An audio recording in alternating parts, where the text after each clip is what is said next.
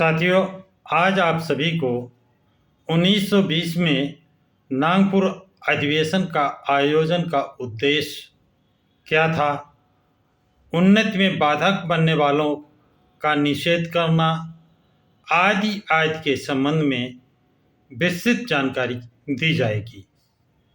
तो साथियों, 27 मार्च 1920 को मूक नायक समाचार पत्र में एक खबर प्रकाशित हुई कि आगामी अप्रैल या मई माह में नागपुर में एक अधिवेशन होगा जिसमें पूरे भारतवर्ष के महार, मांग, चमार, परिया, पंचम आदि जातियों के लोग अपने अपने प्रतिनिधि एकत्र होंगे और बहिष्कार को खत्म करने में अपनी शैक्षणिक, सामाजिक और राजनैतिक प्रगति करने के लिए परिषद में आयोजित करने की घोषणा की है और जिसकी अध्यक्षता श्री छत्रपति साहू जी महाराज करेंगे। घोषणा के अनुसार 30, 31 मई, 1 जून को नागपुर में भारतीय बहिष्कृत परिषद का आयोजन हुआ, अधिवेशन हुआ। अपृष्ठ समाज की राजनीतिक अधिकारों के मांगों की पृष्ठभूमि में बहिष्कृत समाज की पहली अखिल भारतीय परिषद का ऐतिहासिक महत्व था। ये पहली ऐतिहासिक बैठक हो रही थी, किसकी? अछूतों की कहें या अपृष्ठ समाज की। इस परिषद का नियोजन, अध्यक्षता कौन कर रहा था? श्री छत्रपति साहू जी महाराज कर रहे थे और इसके स्वागताध्यक्ष थे गोंदिया के बाबू कालीचरण नंदा गावली और सेक्रेटरी थे गणेश आकाजी गवई और किशन फागू जी बंसोड़े। इस परिषद में मद्रास, बम्बई, खड़गपुर, मध्य प्रांत और बाहोड़ आदि से 500 प्रतिनिधि, करीब 500 प्रतिनिधि उपस्थित थे। डॉक्टर अंबेडकर, सीना शिवतरकर, सितवा, जानवा, कांबले, कदम, गोगो, काले, एदाले, भोसले आदि प्रतिनिधि मुंबई से आए थे। इसी तरह कोल्हापुर से गैर ब्राह्मण आंदोलन के प्रमुख कार्यकर्ता Sarvashri Randive, Baburam, Haibatrao Kothari, Shripatrao Shinde, Kamble, depressed class mission के सुप्रिंटेंडेंट श्री सर्वे आदि पधारे थे।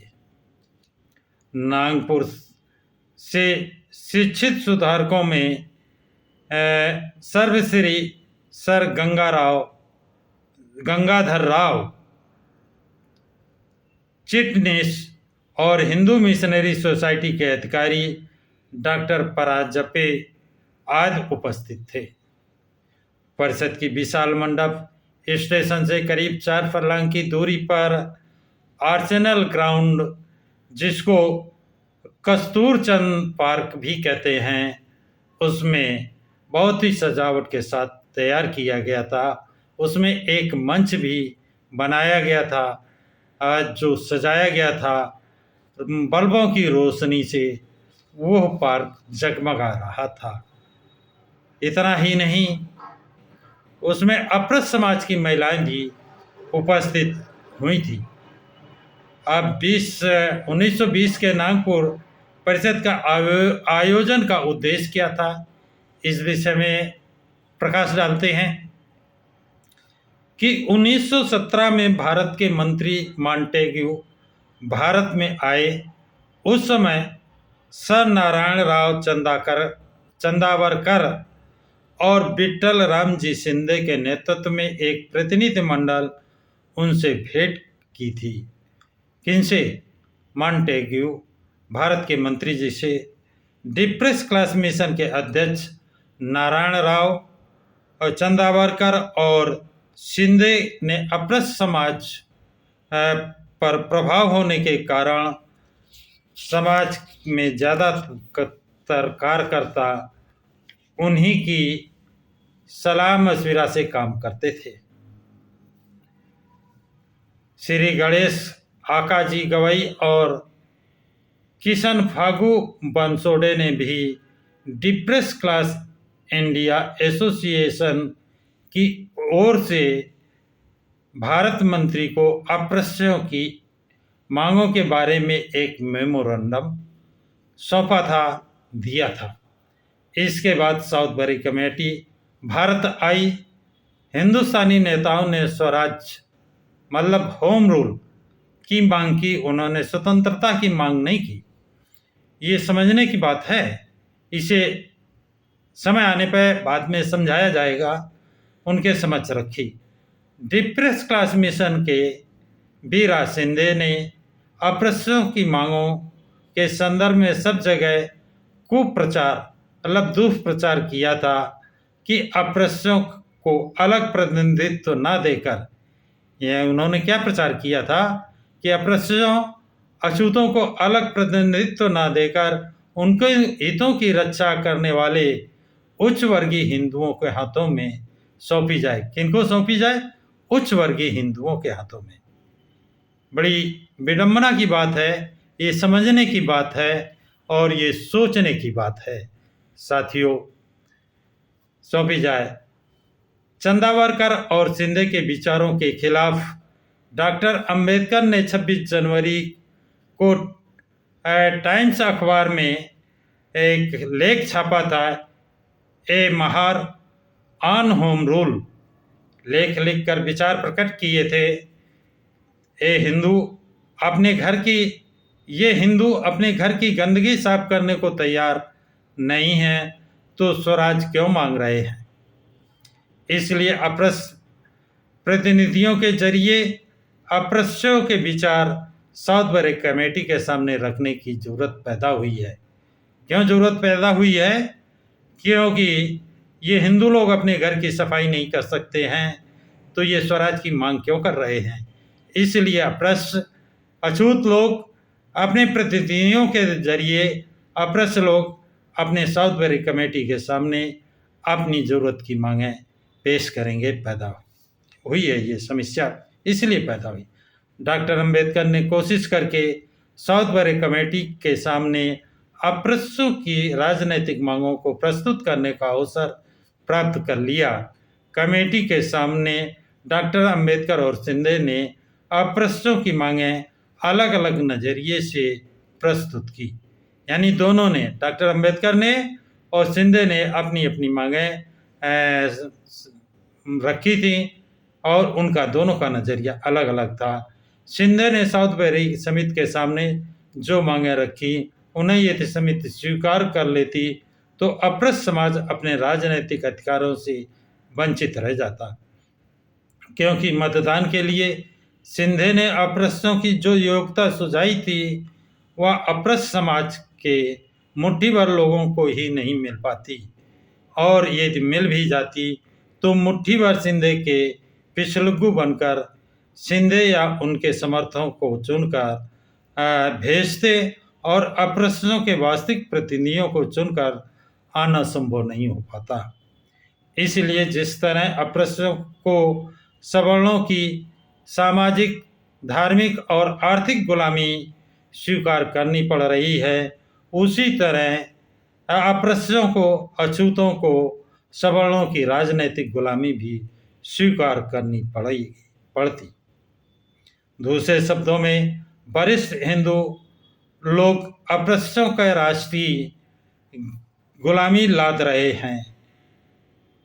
इस परिस्थिति को पहचान कर डॉक्टर अंबेडकर ने ये घोषित करने का निर्णय किया कि डिप्रेस क्लास मिशन की ओर से दी गई कैफियत अपृष्ठों के हित में बाधक है। किसी प्रभावशाली व्यक्ति के द्वारा अपृष्ठों के राजनीतिक आकांक्षाओं की सार्वजनिक अभिव्यक्ति हो, इसलिए छत्रपति साहू जी महाराज की अध्यक्षता में अपृष्ठों का एक सम्मेलन बुलाने का फैसला किया गया। इसलिए 1920 में नागपुर में भारतीय बहिष्कृत परिषद का आयोजन किया गया।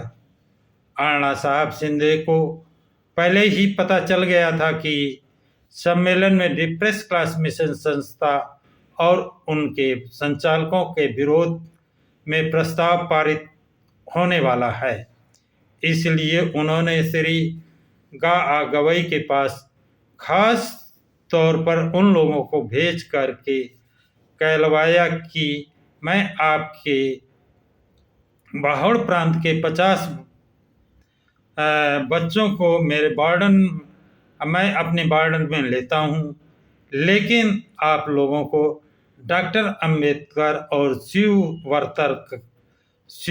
शिवतरकर के द्वारा हमारी संस्था के विरोध में लाए गए प्रस्ताव को नामंजूर कराना होगा। इस आदेश का पालन करने के लिए गवई और बेलगांव के पपलना ने अपनी तरफ से जबरदस्त तैयारी की थी। हमारे नागपुर जाते समय डीसी मिशन के संचालकों द्वारा अस्पृश्यों के हितों के खिलाफ जो बयान सरकार को भेजा था, उसकी खबर टाइम्स अखबार में छपी थी। उसकी एक कॉपी हमने 2 रुपये खर्च करके हासिल की है, प्राप्त की है, क्योंकि वो अंक 2 साल पुराना था। सम्मेलन के पहले दिन की कार्रवाई खत्म होने के बाद विषय निर्धारण समिति की बैठक हुई।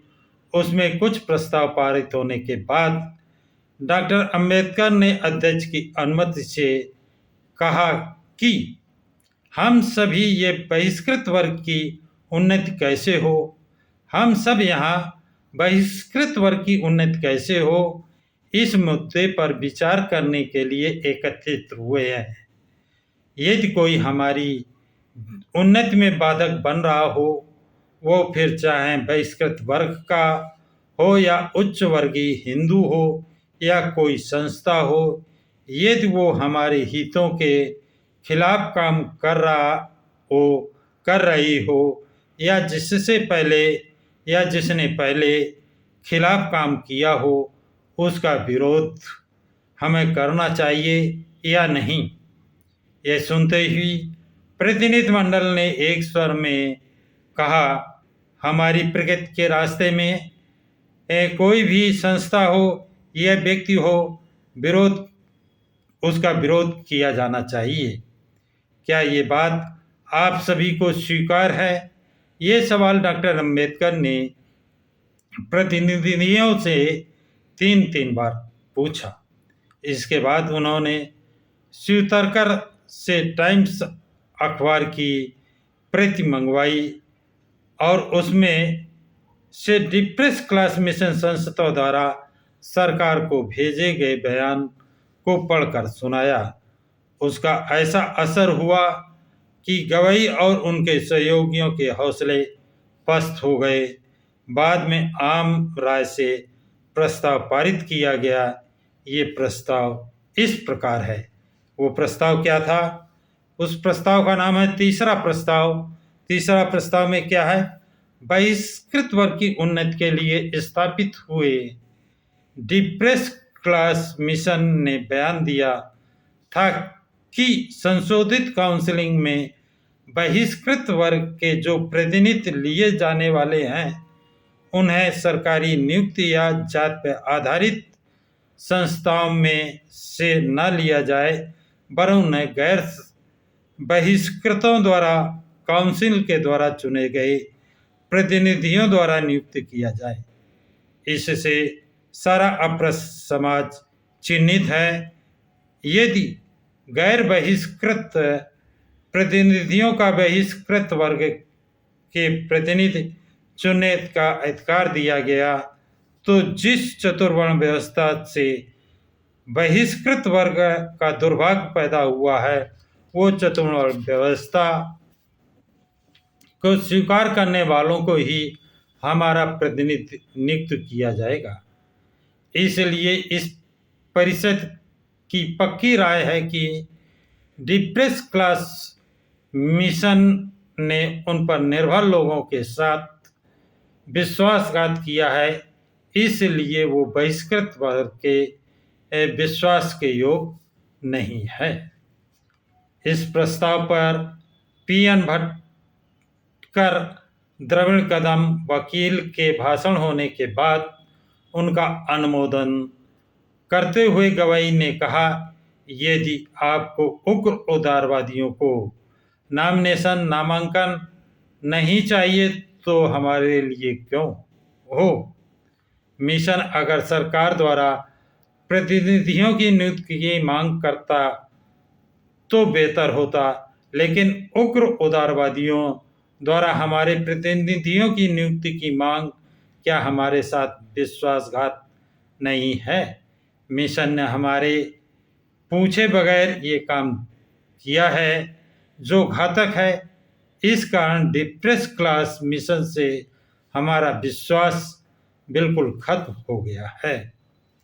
नागपुर यानी इस प्रांत की जनता का सौभाग्य ही कहा जाएगा कि 1920 का भारतीय बहिष्कृत सम्मेलन आयोजित करने का सम्मान यहाँ के अप्रश्य कार्यकर्ताओं को मिला।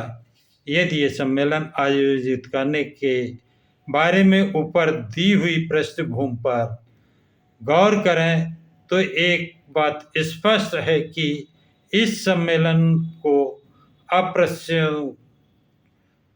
अछूतों के राजनीतिक जीवन के आगे की तरफ बढ़ाए गए कदम के रूप में अभूतपूर्व स्थान हासिल है और उन लोगों की कलई खुल गई जिन लोगों ने लोभ लालच दे करके बाबा साहब डॉक्टर अंबेडकर के प्रस्ताव को अस्वीकार कराने का लोभ लालच दिया था। तो साथियों, आज की जानकारी बस इतनी ही। ये जानकारी यदि अच्छी लगे तो लाइक शेयर सब्सक्राइब ज़रूर करें। सभी साथियों को जय भीम, नमो बुद्धाय, जय हिंद।